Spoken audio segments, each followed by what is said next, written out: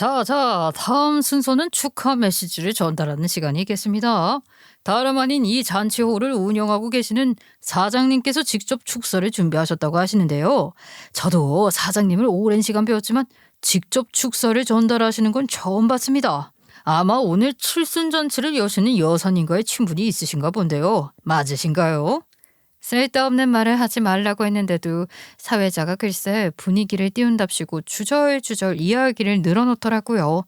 솔직히 뭐 제가 대단한 사람도 아니고 수식어 팍팍 붙여가면서 이야기를 하면 조금 민망할 지경이었죠. 저는 그때까지 엄청나게 긴장을 하고 있었거든요. 그 자리에서 긴장을 안 할 사람이 어디 있겠냐 싶긴 하지만요. 사실 제가 그 자리에서 할 말은 축사 따위가 아니었거든요. 이를 빠득빠득 깔고 아주 본때를 보여주겠다는 심선으로 아무도 몰래 당일인 오늘 아침에 사회자에게만 슬쩍 축사 자리를 넣어달라고 말을 해두었었죠.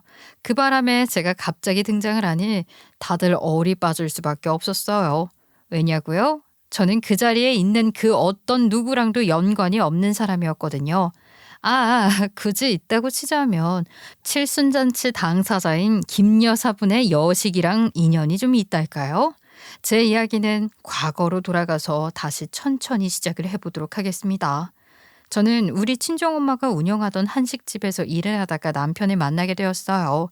남편은 회사에 다니고 있는 평범한 직장인이었는데 우리 친정엄마 한식집에서 멀지 않은 회사에서 일을 하고 있었어요. 그래서 중요한 접대가 있다거나 할 때마다 우리 한식집을 와서 거래처 사람들을 대접하곤 했었습니다. 저희 한정식집이 음식이 코스 요리로 정갈하게 나오다 보니까 대접받는 것 같은 기분이 드는 곳이었거든요. 아무래도 오며 가며 얼굴을 자주 마주치다 보니까 자연스럽게 인사를 나누게 되었고 가끔 뭐 일부러 서비스를 나가기도 하고 그랬습니다.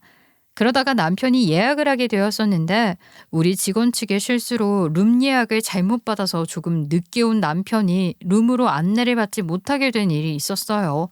심지어 중요한 거래처 손님을 접대하는 자리였는데 말이지요. 완벽한 우리 측 실수였으니까 죄송하다고 하고서는 정말 파티션 쳐가지고 자리 마련해서 일부러 코스 요리도 업그레이드해서 주고 돈도 안 받았었거든요. 그러니 또 남편이 그거 나름 불편하다고 하더라고요. 우리 식당으로 연락을 해서 밥값 입금을 하겠다고 계좌번호 좀 알려달라고 그랬는데 우리 직원이 받는 바람에 사장님이랑 이야기를 해보라면서 제 전화번호를 알려준 것입니다. 우리 친정엄마가 사장이긴 했지만 엄마가 워낙 일이 바빠서 그나마 한간 제 번호를 알려준 것이었어요. 그렇게 옥신각신하다가 결국에는 회사 돈이라고 받아달라고 하길래 돈을 받게 되었고 그 뒤로 예약건은 제가 확실하게 처리하겠다고 하면서 제 개인 번호로 연락을 주고받다가 정이 트게 된 것이었지요. 그 뒤에도 남편이 다른 거래처 손님을 접대하면서 우리 식당에 다시 예약을 했었는데 사실 제 얼굴이 보고 싶었었다고 말을 하더라고요. 아유, 얼마나 부끄럽던지. 오랜만에 그런 이야기를 들으니까 가슴이 막 콩닥콩닥 하더라고요. 저한테 목소리가 너무 예뻐서 실물이 궁금했대요. 다시 그 식당에 가면 제 얼굴을 볼 수 있으려나 하고 기대를 했었다고 말을 하더라고요. 뭐 글로 접근하니 별거 아니긴 한데 그때는 운명의 상대구나 싶은 생각이 들었었다니까요.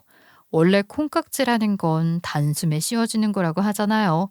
아무튼 그렇게 사랑에 빠진 우리는 회사나 가게 사람들에게는 연애하는 걸 티 안 내려고 막 서로 가게에서 마주치고 그러면 사무적인 태도로 대하고 그랬었는데 알고 보니 우리 친정엄마 빼고 다 알고 있더라고요. 어떻게 보면 당연한 거나 다름없었죠. 그렇게 밥 먹듯이 남편이 저희 가게를 찾아오는데 모를 사람이 어디 있겠어요?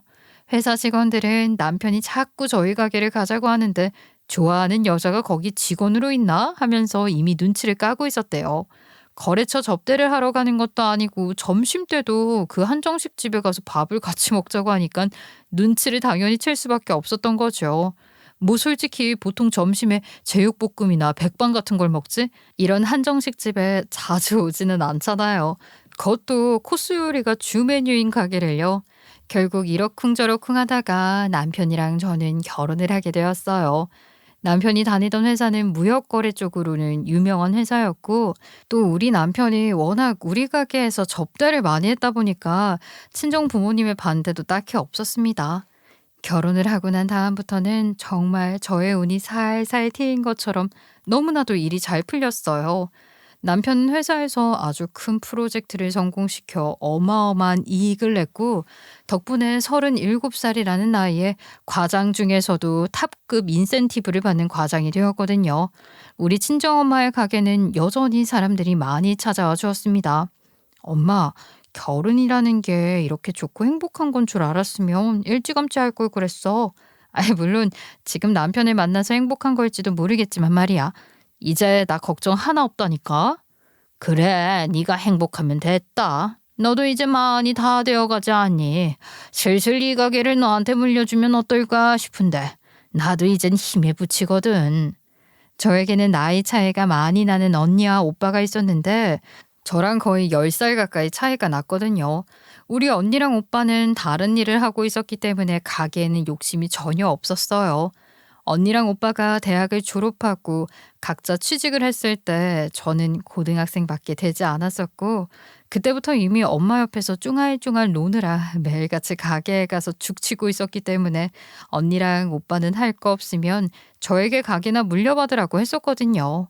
언니는 결혼해서 다니던 회사를 퇴사하고서는 회사를 하나 설립했고, 형부랑 같이 회사를 운영하며 같은 서울에 살고 있었지만 오빠는 지방에서 일을 하고 있어서 자주 볼 수도 없었어요. 저는 언니 오빠랑은 다르게 공부머리가 좋지 않았지만 대신에 손재주는 좋아서 대학을 가지 않고 엄마 식당에서 일을 하기 시작했고 말입니다. 결혼을 했을 때도 사실 시댁에서는 제가 식당을 물려받을 거라는 걸 대충은 알고 있었기 때문에 딱히 반대가 없었어요. 그래서 저는 이 결혼이 너무나도 순탄하게만 느껴졌고, 제 나이가 마흔이 되면 가게 운영권을 주신다 했으니 열심히 친정엄마 옆에서 배워야 할 것들을 배워나가려고 노력을 했었지요. 그런데 제 나이가 마흔이 되었을 때 저는 첫째 아이를 낳고 연년생으로 둘째까지 낳은 탓에 몸조리하랴 아이 보랴 너무 정신이 없었거든요. 친정엄마는 그때 나이가 칠순을 넘기셨었지만 가게를 이미 저에게 물려주시기로 했던 터라 제가 몸조리를 하고 다시 가게에 출근을 하길 기다리셨고요. 근데 또 그게 제 마음처럼 잘 되지 않았어요. 우리 둘째가 많이 아팠거든요. 참, 자식이 아프면 부모 가슴은 터져나간다는 말이 어떤 느낌인지 절절히 깨닫게 되었죠. 제가 둘째를 가졌을 때 매운 음식을 많이 먹은 탓이었을까요? 태어났을 때부터 피부가 벌겋더니만 아토피 증상이 너무나도 심각했어요. 갓난아기 때부터 몸이 어찌나 가려웠으면 그렇게 긁어댔을까요? 하루 종일 진물이 나고 온몸에 상처가 날 정도로 아이는 긁어댔고 간지러움을 참지 못해서 울고불고 난리를 쳤습니다. 저는 아이가 조금이라도 덜 고통받았으면 하는 마음에 약초를 달여 씻기기도 하고 하루 종일 통풍이 잘 되어 간지러움을 참을 수 있길 바라면서 기저귀도 채우지 않고 방수 패드 위에 뉘어 아이 자세를 고쳐주고 로션도 매일 듬뿍 발라주었지만 도저히 병원에서 약을 쓰지 않으면 안 될 수준이었어요. 태어난 지 몇 개월 되지도 않는 아이의 증상을 낫게 해주려고 병원에서 처방받은 약을 썼는데 약이라는 게 한 번 쓰면 또 끊을 수가 없더라고요. 아이의 증상이 조금 나아져서 약을 끊으면 더 심각해지는 것을 반복했고, 우리 아이의 피부는 정말 무슨 구루병이라도 걸린 사람처럼 얼룩덜룩 매일같이 딱지가 않고 진물이 나길 반복했어요. 남편은 바빠서 시간을 많이 낼 수는 없었지만 그럼에도 불구하고 시간이 있을 때마다 저를 도와주려고 애를 썼어요. 하지만 저는 불만을 품을 수밖에 없었는데 바로 첫째를 대하는 태도와 둘째를 대하는 태도가 달랐기 때문이었습니다. 남편이 대놓고 말을 했던 건 아니었지만 제가 봤을 때는 둘째에 대한 애정이 상당히 떨어진다고 느껴졌었거든요. 첫째를 대할 때는 항상 웃는 얼굴이었는데 둘째를 대할 때는 무표정일 때도 많고, 심지어 제가 약을 발라달라고 부탁을 할 때는 인상을 쓰면서 약을 발라주는 게 아니겠어요? 제가 다 상처를 받겠더라고요. 그리고 첫째를 볼 때는 눈도 잘 맞추는데 둘째를 볼 때는 눈을 잘 안 보는 게 아니겠어요. 제가 추측하기에는 둘째 피부가 많이 안 좋다고 했었잖아요. 그래서 만지거나 보는 거에 대한 거부감을 느끼는 것 같았습니다. 사실 남편이 비위가 약해서 소위 말하는 징그러운 것을 못 본다는 건 잘 알고 있었어요. 그도 그럴 게 연애를 할 때도 공포 영화라든지 좀비가 나오는 그런 종류의 영상물은 절대로 보지 못했었거든요. 속이 뒤틀리는 것 같다면서 절대 안 본다고 저한테 그런 거 보내지도 말고 같이 볼 생각도 하지 말라고 그래서 그런가 보다 했는데 아니 이건 또 경우가 다르잖아요. 어떻게 자기 아이인데 그럴 수가 있어요. 아이가 좀비도 아니고 무슨 분장을 한 것도 아니고 단지 피부가 아플 뿐인데요. 저는 그래도 제가 느끼는 미묘한 차별이 오해일 수 있으니까 남편하고 차분하게 이야기를 해보려고 했어요. 여보, 내가 혼자 이런 생각을 하는 걸지도 모르겠지만 당신이 은근히 둘째 아이를 차별하는 것 같다는 생각이 들어서 그래. 솔직하게 어떤 감정인지 말을 해줄 수 있어? 나도 내가 이런 감정을 느끼는 게 맞는 건지 모르겠어. 솔직하게 말을 하면 나도 둘째 애가 믿거나 그런 건 절대 아니야. 그렇게 생각하면 안 되는 거지. 그런데 자기도 알다시피 내가 비위가 많이 약하잖아. 그래서 티를 안 내려고 해도 그런 표정이 저절로 나오는 것 같아. 오해는 하지 마. 나 둘째 아이 자랑하지 않는 건 절대 아니니까 내가 이런 부분은 티를 안 내려고 노력을 한번 해볼게. 당신까지 그렇게 느낄 줄 몰랐어. 대신 노력할 테니까 당신도 이해를 좀 해줘. 솔직히 엄마가 된 심정에서는 아무리 비위가 약해도 본인 아이면 다르지 않나? 어떻게 자식한테 거부감이 들지 싶어서 남편이 이해는 안 갔지만 사람마다 다를 수 있음을 인정하기로 했어요. 그래도 남편은 회사 일로 엄청 바빠도 저를 도와주려고 노력을 하고 좋은 남편이라고 생각을 했으니까요. 본인이 노력을 한다고 했으니까 당연히 바뀔 수 있을 거라고 생각을 했던 거죠. 그리고 남편이 그 뒤로 변하려고 노력하는 모습을 보여주기도 했기 때문에 점점 더 신뢰감이 쌓이게 되었어요. 저는 당장 가게에 나가서 뭘 할 수 있는 처지가 안 되다 보니까 가게 일은 완전히 접어버리고 둘째 아이의 치료에만 힘을 쓰고 있었습니다. 연년생이다 보니까 당연히 첫째 아이도 너무 어려서 신경을 잘 써야 했는데 집에서 아이 둘을 혼자 보려다 보니까 그게 잘 안 되더라고요. 마음은 완벽한 육아 고수인데 실제 행동은 육아 초보나 다름없었거든요. 둘째 아이는 계속 울기만 하지 첫째 아이는 막 걸음마를 시작해서 온 집안을 누벼서 사고를 치지. 정말 몸이 두 개였으면 좋겠다고 생각을 했어요. 저도 주변에서 도움을 받고 싶었지만 친정엄마는 일을 하시고 시부모님께서도 노후 준비가 제대로 되어 있지 않아 쭉 일을 하시고 계셨기 때문에 아이를 저 대신 돌봐주거나 도움을 줄 사람이 없었어요. 혼자 그렇게 고군분투를 하면서 아이를 돌보니까 자연스럽게 남편에게 도움을 요청하게 되었는데 남편도 도와주긴 했지만 제 성에는 차지 않았죠. 그리고 남편한테 도움을 매번 요청하는 것도 눈치가 보였어요. 제가 일을 잠시 쉬고 있었잖아요. 외벌이로 혼자 고생하는 남편한테 스트레스를 주고 싶지 않다는 마음이 강하게 있었거든요.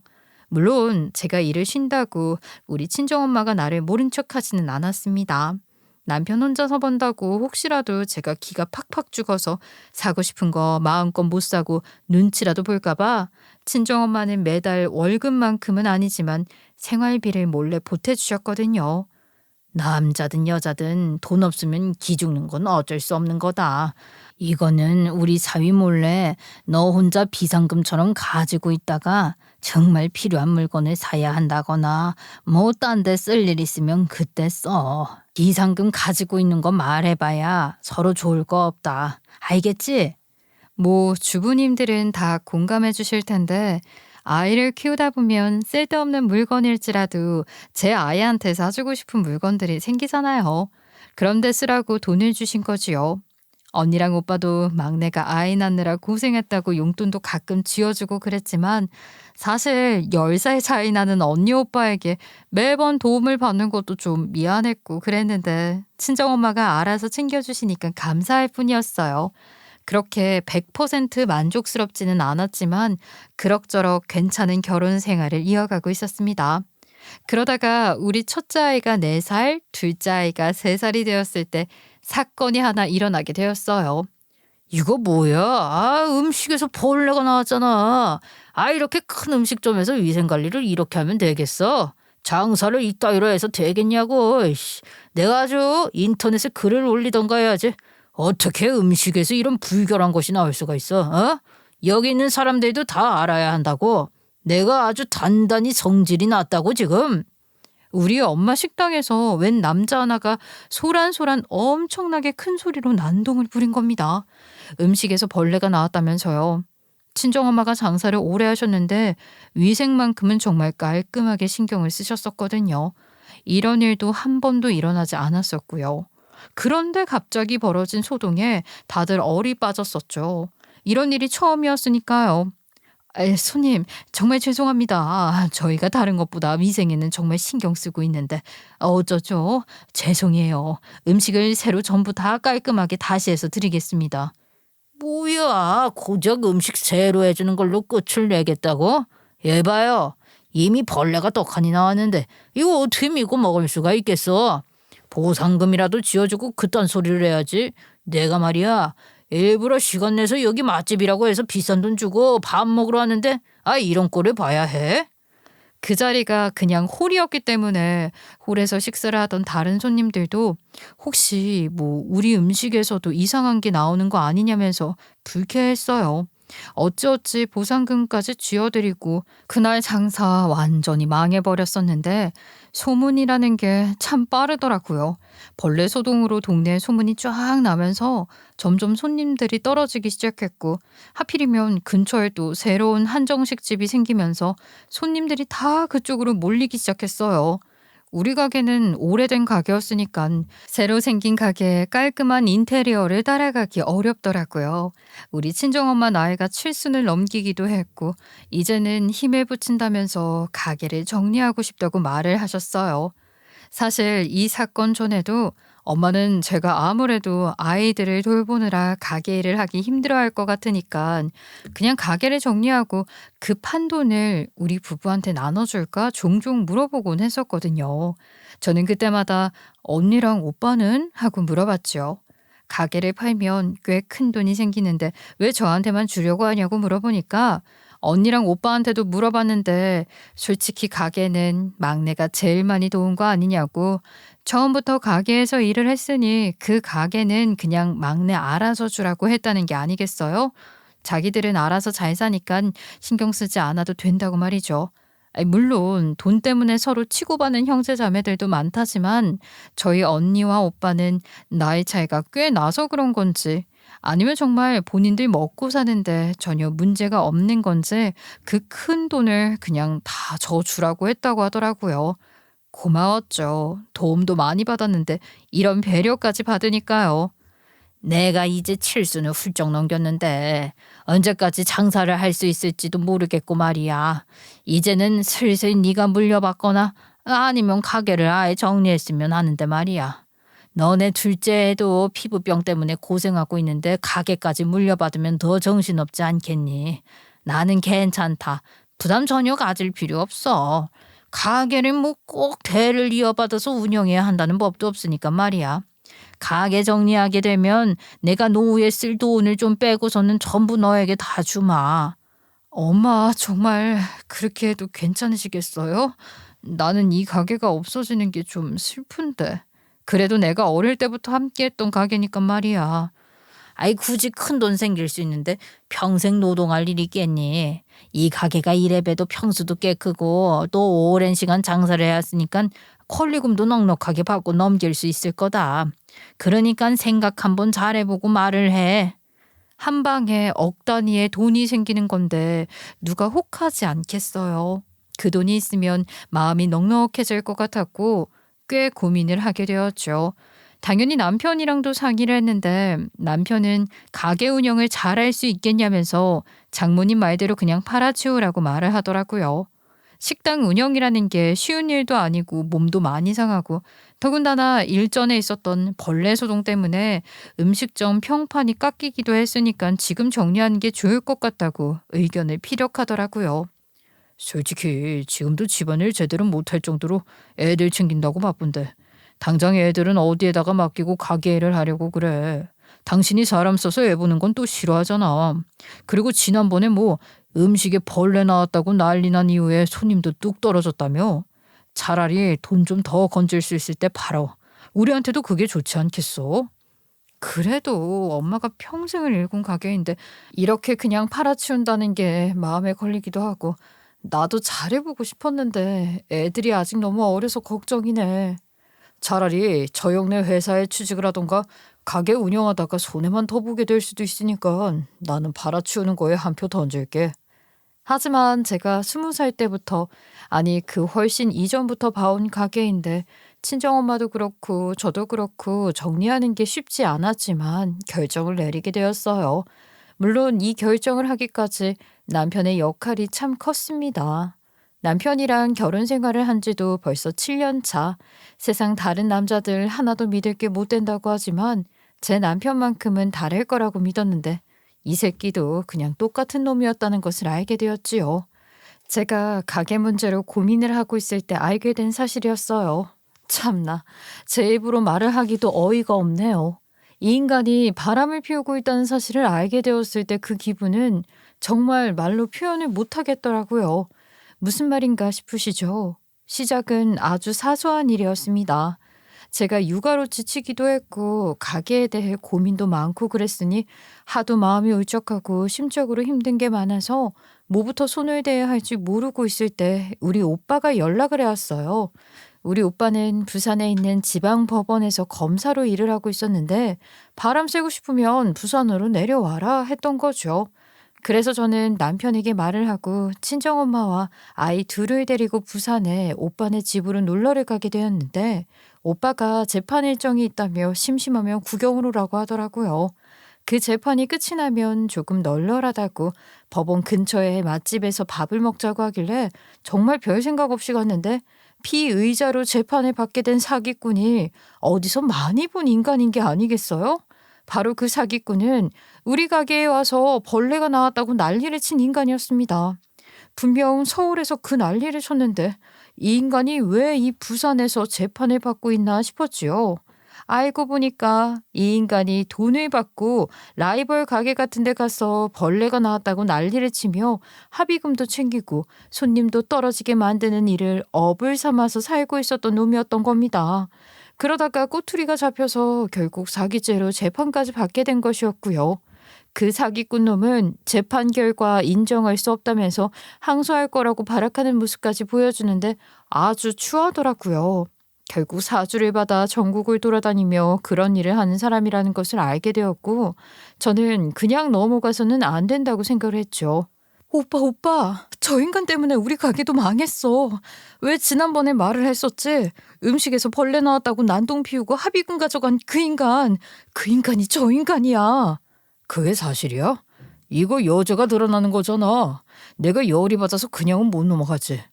우리 엄마가 그 가게를 어떻게 꾸린 건데 저놈 자식 내가 추궁이라도 제대로 해야겠어. 우리 오빠는 검사 일로 바쁜데 지방에 있다 보니까 벌레가 나와서 난리가 났었다는 소식은 들었지만 그놈이 이놈인지는 몰랐었거든요. 사실 저도 몰랐는데요. 근데 항소를 하면 재조사에 들어가잖아요. 그러니 검사도 다시 조사를 하면서 피의자를 부를 수 있는 거고요. 오히려 오빠는 재조사 과정에서 그 사기꾼 놈에게 피해를 입은 음식점을 새로 알게 되었다면서 서울에 있었던 한정식 일을 언급하면서 이것조차 혹시 사주였냐고 사주한 인간이 누구냐고 말을 하라고 한 것입니다. 사주한 인간이 누구냐고 검사가 두 눈 부릅뜨고 단단히 물어오고 그러니까 솔직하게 말을 하면 죗값을 조금 덜 받을 줄 알았던 건지 뭔지 사기꾼 놈이 돈을 주고 사주를 한 놈의 이름 석자를 딱 이야기하는데 글쎄 우리 남편 이름을 댔다는 게 아니겠어요? 대충 대화는 이랬다고 하더라고요. 확실해? 그 집 사위가 이딴 짓을 한 게 맞아? 거짓말을 하면 가만 안 둘 거야? 맞다니까요. 제가 검사님이 눈 부릅뜨고 있는데 왜 구라를 치겠어요? 그 남자가 똑똑히 그랬어요. 그 가게 망하면 큰 돈이 생긴다고요. 안 그래도 가게 팔까 말까 장모가 고민 중이라고 하길래 아예 쐐기를 막아버릴 일이 필요해서 초를 부른 거라고 하더라고요. 악소문이 퍼져서 가게에 손님이 떨어져 버리면 장모가 가게를 판다고 확고한 결정을 내릴 가능성이 높으니까 그러다가 마누라한테 재산이 들어오면 이혼할 거라고요. 나눠가지고 쪼낼 거라고 했다니까요. 그래서 무조건 티 안 나게 성공해달라고 돈도 넉넉하게 줬다니까요. 친정엄마와 저와 오빠 모두 충격에 휩싸였습니다. 장사를 접고 모든 걸 팔면 큰 돈이 생기니까 그 돈을 꿀꺽 나눠가지고서는 저랑 이혼을 할 계획을 세웠다는 게 이게 말이나 되는 소리냐고요. 남편이랑 사이가 나쁜 것도 아니고 아이가 둘이나 있는데 이혼을 그렇게 쉽게 말을 할 수가 있나 싶었는데 오빠가 그러는 거예요. 아무래도 수상하지 않아? 굳이 혼자가 되고 싶어서 자식들까지 버리고 이혼을 할 리가 있어. 남자는 마누라 없으면 불편해서 못 산다고. 이거 어디 바람난 거 아니야? 딴 여자가 있어서 너랑 이혼하고 돈도 꿀꺽하고 그러고 싶은 거 아니겠냐고. 바람이라니. 오빠가 멀리 떨어져 살아서 우리 그 일을 몰라서 그래. 우리 남편 그럴 사람 절대 아니야. 엄마는 알지? 게다가 나랑 사이도 엄청나게 좋은데 굳이 왜 그러겠어? 너는 아무것도 모른다 정말. 내가 검사 일을 하면서 치정 사건을 얼마나 담당했는지 알아? 별걸 다 본 사람이 바로 나라구나. 아내를 감쪽같이 속이면서 가정적인 척하는 남자놈들이 어디 한둘인 줄 알아? 수두룩 빼깔이야. 아, 그럼 나 어떡해. 아니, 우리 남편이 바람을 피운다는 것 자체가 말이 안 되는데 어떻게 알아내지? 내가 뒤를 어떻게 쫓아. 바람을 피우면 증거를 찾아야 할 거 아니야. 오빠가 잘 아는 사람이 있는데 소개해 줄게. 전직 경찰 출신이고 지금은 흥신소 비슷한 걸 운영하고 있는 사람인데 뒷조사하는데 이만큼 완벽한 사람도 없어. 저는 결국 오빠의 소개를 받아서 남편의 뒷조사를 맡겼죠. 당연히 아무것도 나오지 않을 거라 생각을 했어요. 그만큼 우리 남편은 저에게 잘했고 가정적인 사람이었으니까요. 하지만 제 기대는 산산조각 나고 말았습니다. 아니 어쩜 이렇게 사람이 두 얼굴을 할 수 있는 건지요. 남편은 저밖에 모르는 사람이라고 생각했는데 일주일 만에 이 인간이 바람을 피우고 있다는 증거를 제대로 잡아내게 되었어요. 그 증거들을 하나하나 살펴보는데 온몸이 충격으로 부들부들 떨린다는 게 그게 무슨 말인지 알겠더라고요. 게다가 남편 옆에 있는 여자는 태어나서 정말 단 한 번도 본 적 없는 모르는 여자였어요. 누군지 아는 사람이었으면 그 나름대로 충격을 받았겠지만 전혀 모르는 사람인 것도 충격적이더라고요. 상간녀도 궁금해할 것 같아서 조금 알아봤는데요. 그 바람난 남편분이랑 회사 일로 엮인 사이더라고요. 거래처인 회사 다니는 사람이라던데 일찌감치 결혼을 했다가 이혼을 당하고 슬아의 자식은 없고요. 완벽한 도유싱입니다. 사진이 얼마나 많던지 하나하나 살펴보는 것도 일이었어요.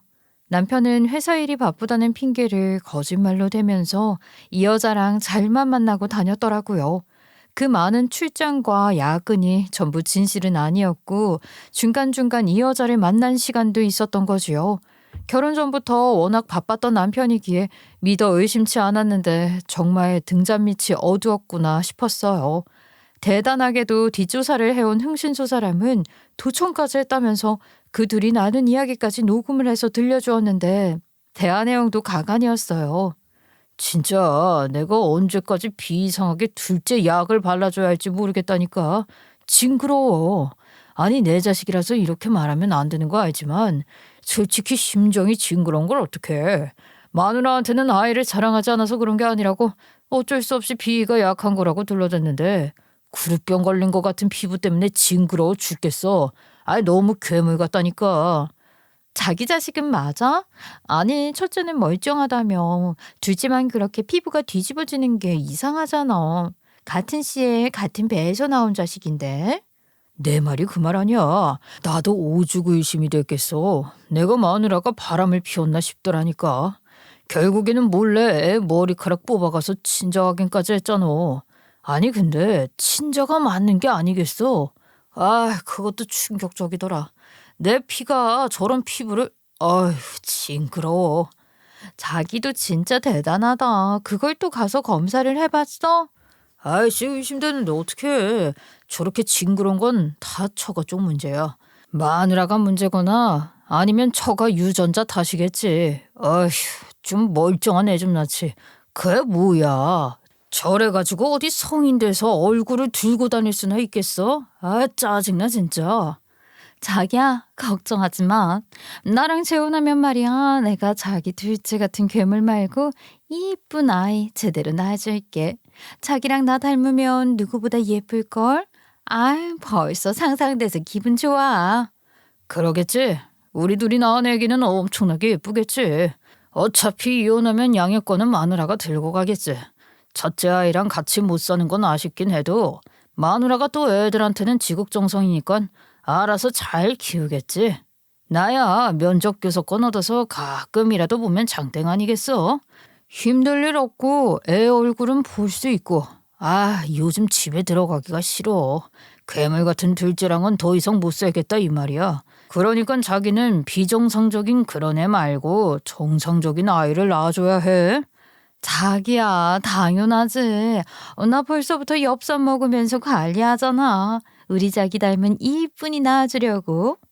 너무나도 그 대화 녹취가 충격적이었지요. 남편은 도대체 자식을 생명체로 생각하기는 하는 걸까요? 마치 물건 대하듯이 말을 하는데 너무 충격적이었어요.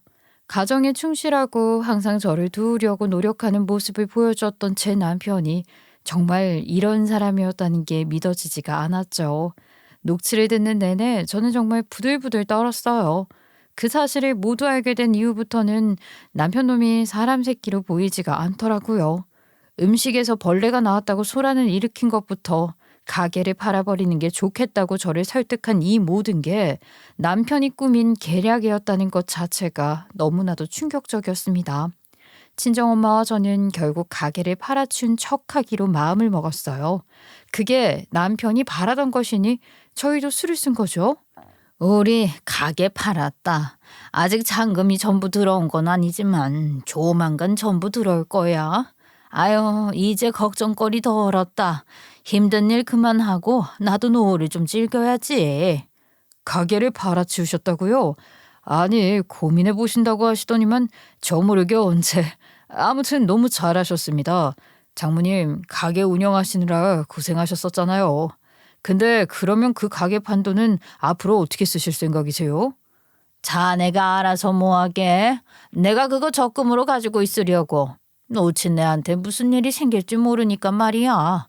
나중에 내가 죽은 뒤에 자식들끼리 나눠도 괜찮지 않겠나 싶고. 아니, 원래는 노후에 쓸 돈 조금만 빼고 전부 저희 주신다고 하지 않으셨어요? 장모님이 그 큰 돈이 어디 필요하시다고.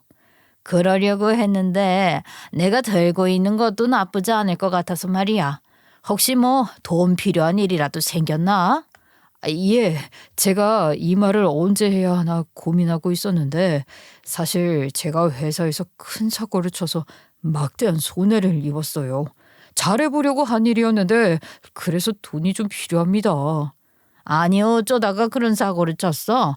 자기 일 잘하고 있는 인간인 줄 알았더니 허우대만 멀쩡하구먼. 아니지. 이렇게 생긴 게 멀쩡한 건 아니지. 아니 아무튼 내가 고민 좀 해보겠네.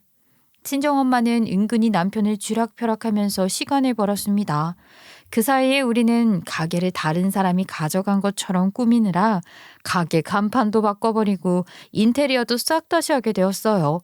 물론 기본 틀은 놔두고 룸 몇 개 가벽 있던 것을 합치고 홀에는 새로 가벽을 세우면서 돌잔치나 환갑잔치를 전문적으로 하는 업체인 것 마냥 새로 장사를 시작하게 되었지요.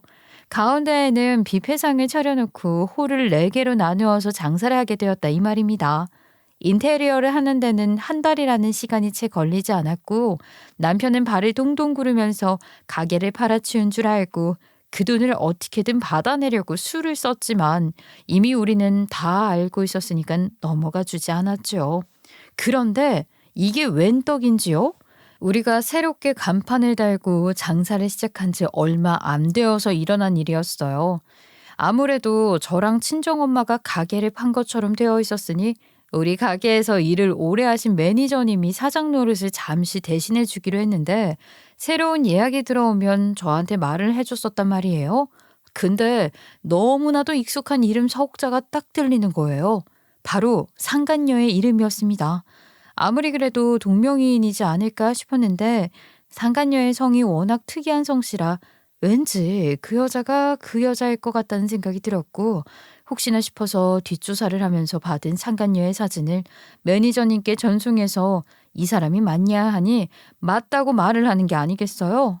저는 복수를 꿈꾸며 이를 뿌득뿌득 갈았습니다. 아무리 제가 이제 가게를 운영하지 않는 척 그 자리를 다른 사람에게 팔았다고 했다지만 감히 그 식당에 와서 상간녀 친정엄마의 칠순잔치를 할 생각을 할 수 있나 싶었던 거죠. 저는 우리 홀을 새롭게 오픈하면서 직원으로 채용한 사회자에게 미리 언지를 했어요. 아무도 모르게 축사를 하고 싶다고 말이에요. 그리고 결전의 그날이 왔습니다. 저는 상간녀가 물론 이 잔치홀을 운영하는 게 저일 거라고 생각을 못할 거라는 걸 알고는 있었지만 그래도 혹시 모르니까 숨어 있다가 결전의 순간 그 자리에 나타났어요. 사회자가 제가 축사를 해주겠다 했다며 저의 소개를 하자 다들 어리둥절한 표정으로 저를 바라보더라고요. 얼마나 긴장이 되던지 저는 미리 준비한 그 두 연놈들의 불륜 사진을 홀에 있는 커다란 스크린에 띄우며 인사를 꾸벅했습니다. 안녕하세요. 저는 이 자리를 빛내고 계신 김숙자 여사님의 하나뿐인 따님이 만나고 있는 남자의 안사람 되는 사람입니다. 인사말이 너무 길어서 제대로 이해를 못하셨을지도 모르니까 간략하게 말씀드리면 김숙자 여사님의 따님이 제 남편이랑 불륜을 저지르고 있다 이 말이지요. 그 말에 홀 내부가 갑자기 웅성거림으로 가득 차게 되었고 가만히 앉아서 박수를 치던 상간녀가 벌떡 일어나서 저에게 삿대질을 하기 시작했어요. 지도 당황했겠죠. 갑자기 모르는 여자가 나타나서 축사를 한다더니만 본인의 불륜 사실을 까발리는데 누가 당황하지 않을 수가 있겠어요? 뭐야 미친년 아니야? 뭐 하는 거야? 저 미친년 당장 끌어내지 않고 어디서 말도 안 되는 구라를 치고 있어? 누가 불륜을 저지른다고 그래? 참나 이 잔치홀은 운영을 이딴 식으로 하는 거야? 당장 사장 나오라고 그래. 환불 받아야겠으니까 너 고소도 때릴 거야. 구라 좋아하네. 네가 그렇게 찾던 사장이 바로 나다. 너 내 남편이랑 바람났잖아. 당당하게 이쁜이니 뭐니 개지랄 해놓고 누구를 병신으로 알아? 뭐라는 거야? 증거 있어? 너 여기서 이러는 거 명예훼손이야? 나는 당신이 누군지도 모르고 당신 남편은 더더욱 몰라. 생사람 잡지 말고 당장 환불해줘. 침을 튀기면서 아니라고 항변을 하는 그 여자에게 제가 그동안 흥신소를 통해 모았던 사진들을 스크린에 띄어 보여주었어요. 그러자 홀 내부는 더욱 시끄러워졌습니다. 너무나도 선명하게 불륜 남녀의 사진이 찍혀 있는데 다들 재미난 구경거리 났다 싶지 않겠어요? 뭐야 정말 숙자 언니 딸이야? 어머머 그럼 지금 숙자 언니 딸이 간통을 저질렀다는 거야? 미쳤어 정말. 제 첫째 남편이랑 이혼한 것도 지가 바람나서 이혼했던 거 아닌가? 다들 말은 안 했지만 그런 소문이 있었잖아. 아이고 개벌은 나 못 준다더니 지 엄마 생일날 이게 무슨 망신이야. 으이그 그러길래 남의 남자를 왜 탐내? 미친 게 누군데? 상간녀의 얼굴이 새빨개지고 뭐라고 말도 못하고 비난의 시선을 고스란히 받아내고 있었죠. 상간녀의 친정엄마 그러니까 칠순잔치의 주인공 김숙자 여사는 거의 뒤로 넘어갈 기세였습니다. 아니 나도 속은 거라니까. 저 남자가 자기 이혼했다고 했어. 서로 이혼을 했으니까 아픔을 보듬어 주자면서 나한테 접근을 한 거라고. 난 몰랐어. 진짜야 엄마. 그 순간 저도 준비한 녹취록을 딱 틀었습니다. 제 가게 팔아치운 돈 나눠 갖고 이혼하자고 둘이 모략을 꾸민 내용 말이죠. 저희 아이를 운운하면서 나눴던 그 대화가 홀 내부를 꽉 차게 울리자 상간녀는 입을 꾹 다물어야만 했어요. 그 녹취록으로 남편과 제가 이혼을 아직 하지 않은 사이라는 게 증명이 되었잖아요. 저는 그렇게 상간녀의 피를 말리듯이 한 번에 모든 걸 오픈하지 않고 천천히 그년이 거짓말을 할 때마다 증거를 보여주었죠. 궁지에 몰린 상간녀는 저에게 욕을 퍼붓기 시작했는데 김숙자 여사가 냅다 소리를 꽥 질렀어요. 아마 이 미친년이 이혼을 당할 때도 지가 바람나서 위자료까지 죄다 물어주고 이혼을 하더니 이제는 불륜까지 저질러. 네가 제정신이야? 네가 제정신이야? 똑바로 살겠다며. 내가 너한테 속아 넘어가서 뜯긴 돈이 얼마야. 이년이 아직도 정신을 못 차리고 또 이런 짓을 해? 내 인연, 너 같은 딸 나는 더 이상 못 품어주겠다. 아니야 엄마. 진짜로 그 사람이 이혼할 거라고 말을 해서 나도 그 사람이 이혼하고 나한테 오면 그냥 잘 살아보려고. 지랄하고 있네. 지랄하고 있어. 네가 그런다고 바람을 피운 상간녀라는 꼬리가 사라져? 어이구 내 속이야. 칠순잔치 한다고 온 동네 친구들 다 모아왔더니 이런 식으로 내 뒤통수를 까는 것도 모자라서 내 얼굴에 먹칠까지 해? 네가 그러고도 딸년이야? 딸년이냐고 할 수 있어? 아이고 정말. 김숙자 여사는 상간녀의 뺨을 후려치며 말을 하시더라고요. 상간녀는 지 엄마한테 뺨 얻어맞은 게 쪽팔리고 분했는지 저를 노려보면서 눈물까지 글썽이는데 참 지 팔자 지 갖고 와놓고 왜 저한테 분풀이의 시선을 보내는지 속은 엄청 고소했죠. 당연히 그냥 넘어갈 수야 없죠. 저는 이 인간들이 저를 기만한 것에 대한 죄를 톡톡히 물 것입니다. 마음 같아서는 저도 뺨 한 대 올려붙이고 싶지만 똑같은 인간 되기 싫어서 참아야겠죠. 마이크를 들고 이야기를 하니 한순간에 분위기가 숙연해지더라고요. 상간녀는 쪽팔린 지 고개를 푹 숙이고 있었고 사람들은 하나둘씩 눈치를 보면서 홀을 떠나기 시작했습니다. 결국 그 자리에 제가 그런 말을 할 줄 전혀 예상치 못했던 사회자 저 상간녀 김숙자 여사와 친척 몇 명만 남게 되었어요. 당장 저분께 무릎 꿇고 빌지 않고 뭐하냐 너? 내가 그동안 네가 잘못한 일들 하나하나 내 딸이다 내 자식이다 품어준 죄값에 치렀나 보다. 내가 내 자식이랍시고 그렇게 끌어안아주면 안 되는 것이었는데 아이고 네가 정신 못 차리고 그렇게 사는 꼴 내가 더 이상은 못 본다. 오늘부로 너 당장 짐 싸서 나가. 너 더 이상은 못 품어줘. 아니 엄마 내가 모아둔 돈도 없는데 당장 어디 가서 지내? 엄마 그러지 말고 내 이야기를 좀 들어줘봐. 내가 그러려고 그런 게 아니라 나도 속은 거라니까. 속기는 볼 수가 있냐나. 그러면 진실을 알았을 때 발을 빼야지. 너 같은 년 더 이상은 못 키워줘. 네가 직장 생활을 몇 년이나 했는데 집 나갈 돈이 없어? 그러길래 그리 사치 부리고 다니니 이 모양이 이리 사는 거지. 아이고 속 터져. 너 당장 내 눈앞에서 사라져. 그러면서 잘못했다고 비는 상간녀의 등짝을 있는 대로 없는 대로 막 때리더라고요. 손이 매운지 상간녀가 눈물 찔끔 흘리는데 등짝에 손바닥 자국 제대로 났으면 좋겠다 싶었죠. 저는 첫 번째 결혼도 상간녀가 바람나서 이혼한 줄은 꿈에도 몰랐기 때문에 오히려 다 까발려진 지금 상간녀가 더 쪽팔려지기만 기다렸어요. 그동안 김숙자 여사가 마음에 쌓아두었던 게 많았는지 상간녀가 아파 죽겠다는데도 퍽퍽 소리가 나게 때리는데 아주 차이지더라고요. 그 손길 덕분에 제 속이 다 시원해졌죠.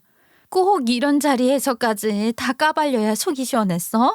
깜빡이는 넣고 들어와야 될 거 아니야. 다른 것도 아니고 우리 엄마 생신인데. 뚫린 입이라고 말은 잘하네. 그럼 우리 엄마 가게 망치려고 내 남편이랑 짜고 사기꾼 하나 꼬셔다가 영업방해 해놓고 가게 팔리면 그 돈 꿀꺽하려고 했던 너희들은 잘한 일이고? 그건 어떻게 알았는데? 모르는구나. 그 사기꾼 잡혔거든. 야, 하필이면 우리 오빠한테 잡힐 줄 누가 알았겠니? 혹시 내 남편이 이건 말 안 해주디? 우리 오빠가 검사라고. 아이고 이 인연이 하다 이제는 사기꾼까지 섭외를 해서 이 지경을 만들어? 너는 정말 인간으로서 대접받을 자격도 하나 없다. 야 꼴도 보기 싫어. 김숙자 여사는 그대로 홀을 빠져나갔고 고개 숙여 울고 있는 상간녀에게 나는 영수증을 들이밀었어요. 이건 오늘 홀 빌린 값, 이거는 오늘 인원수 맞춘 식대값, 이거는 사회자 값, 이건 꽃장식한 값, 이거는 케이크 값. 야, 지금 내 앞에서 돈 달라는 말이 나와? 너 진짜 미친년이구나. 그렇게 말을 하면서 제 머리 끄덩이를 잡으려고 달려든 상간녀에게 다리를 확 하고 걸어버렸어요. 그러니까 볼품없이 앞으로 나자빠지는 게 아니겠어요? 꼬꾸라져서 고개만 돌려서 씩씩거리며 저를 보고 분통 터져 하는데 그 꼴이 너무 처량해서 통쾌하더라고요. 불륜 저지른 건 저지른 거고 우리 홀 빌려서 잔치한 값은 당연히 내야지. 너 이거 안 내면 먹튀로 신고한다. 그러고는 저는 주저앉아서 우는 상간녀를 두고 유유히 그 홀을 빠져나와 시댁으로 갔습니다. 우리 시부모님 자식들에게 누가 되고 싶지 않다고 그 나이까지도 소일거리받아 하시면서 생활을 꾸려가시는 분들이었는데 제가 찾아가서 이혼을 하겠다고 남편 놈이 바람을 피웠다고 하니 아무 말도 못하시고 입을 떡 벌리시더라고요. 상상도 못하셨겠죠. 시댁에서는 누구보다 다정한 부부의 모습을 보여드렸으니까요. 시댁에서 한창 이야기를 하고 있는데 상간녀에게 소식을 들은 건지 뭔지 남편 놈이 저에게 어디냐고 만나서 이야기를 하자고 연락이 왔고 저는 시댁으로 오라고 했어요. 남편 놈 죄 지은 사람처럼 눈치 살살 보면서 시댁에 들어오는데 우리 시아버지가 벌떡 일어나더니 남편 놈의 머리통을 후려 갈기셨습니다. 이 천하의 몹쓸 놈이 살면서 남자가 제일 하지 말아야 할 일을 저질러 두 자식들이 있는데 바람을 피워. 이 새끼가 제정신이야. 너같이 비겁한 놈을 내 아들이라고 키웠다니 분통이 터진다. 어디 할 짓이 없어서 바람을 피워. 너 같은 놈은 이제 내 아들 아니야. 잘못했습니다. 그냥 저도 모르게 그 분위기에 휩쓸려서 눈이 돌아갔나 봐요. 저에게는 제 자식들과 우리 마누라밖에 없죠. 여보, 내가 잘못했어. 이렇게 찾아온 건 내가 뻔뻔해서가 아니라 당신에게 진심으로 사과하고 싶어서 찾아온 거야. 나 한 번만 용서해주면 안 될까? 뻔뻔하게 우리 둘째는 징그러워서 안 되겠다고 이혼할 거라고 말하던 놈이 나랑 우리 자식들밖에 없다고 말을 해? 야, 제발 인생 그렇게 살지 마. 내가 그 여자한테 잠시 홀렸었나 봐. 정말 두 번 다시는 이런 일 없게 만들게. 내가 너무 욕심이 과했어. 당신이랑 내 자식들이 최고인데 그걸 모르고 내가 잘못했어. 이제 와서 사과하는 건 너무 늦은 것 같다. 나는 너랑 이혼하고 내 가게 잘 운영해가면서 살 거야. 여보, 이렇게 이혼하자는 법이 어딨어. 이 자식이 반성은 못하고 억울하다는 듯이 이야기를 하고 있어. 너 같은 놈이랑 누가 살아주냐? 당연히 싫지. 시아버지는 분이 안 풀리는지 남편의 뺨을 2대 더 때리셨어요. 남편 놈은 벌겋게 부어오르는 양뺨을 붙잡고 고개를 숙여 저에게 잘못했다고 계속 빌었지만 저는 이혼할 거라고 통보를 하고서는 집으로 돌아와 짐을 챙겼어요. 2 아이를 데리고 친정집으로 가니 우리 엄마 그동안 고생했다면서 저를 끌어안아 주는데 그제야 참아왔던 눈물이 절로 나더라고요. 저라고 이런 일을 벌이는 게 쉬웠겠어요? 피눈물을 삼키는 심정으로 해낸 일이었죠. 오로지 우리 아이들과 행복하기 위해서요. 그 이유는 뭐 당연히 이혼 소송과 상간녀 소송을 진행했고 우리 아파트는 공동명의로 되어 있었기에 어렵지 않게 재산분할을 받을 수 있었어요. 상간녀와 남편은 각자 집에서 쫓겨났다고 하더라고요. 2 연놈들이 얼마나 잘 먹고 잘 사는지는 모르겠지만 앞으로 저에게 줄 양육비와 재산 그리고 위자료 생각하면 글쎄 돈이 있어야 행복한 거 아니겠어요? 우리 가게는 점심시간에는 직장인들을 위해서 한식 뷔페를 운영했는데 그러다 보니까 그 근처 직장인들이 점심 먹으러 자주 오기 시작했어요. 가격이 꽤 괜찮았거든요. 저는 이 기회를 틈타 슬쩍슬쩍 입소문을 퍼뜨렸습니다. 전 남편네 회사 사람들도 밥 먹으러 자주 왔거든요. 저를 알아보는 사람도 꽤 있었고요. 저는 슬쩍 남편의 불륜으로 이혼을 했다는 이야기를 퍼뜨렸고 소문 참 빠르게 퍼지더라고요. 전 남편 놈 회사에서도 불륜 저지른 소문 쫙 났고 결국에 거래처 여자였다는 것까지 소문이 퍼지면서 그 여자 때문에 그 거래처에 이득을 준 부분은 없는지 감사받는다고 하더라고요. 회사에서도 이제 승진길은 막힌 거죠. 참 꼬숩죠. 저는 마음 딱 잡고 가게 열심히 꾸리면서 직원들이랑 으쌰으쌰 힘내면서 잘 먹고 잘 살고 있는 중입니다. 주변에서도 저를 참 많이 도와주고 있고요. 저는 우리 아이들을 위해 열심히 살 거예요. 우리 둘째 아토피도 대학병원에 다니기 시작했는데 차도가 좀 보이는 것 같아서 한시름 마음도 놓았고요. 아직 걱정거리가 남아있긴 하지만 그래도 씩씩하게 잘 이겨낼 거라 저 스스로를 믿어보려고요. 아, 우리 아이 건강해질 수 있도록 다들 응원해 주시면 더 힘이 날 것 같습니다. 제 이야기 들어주신 여러분들께도 가정의 평온이 있길 바라며 사연을 마치겠습니다. 안녕히 계세요.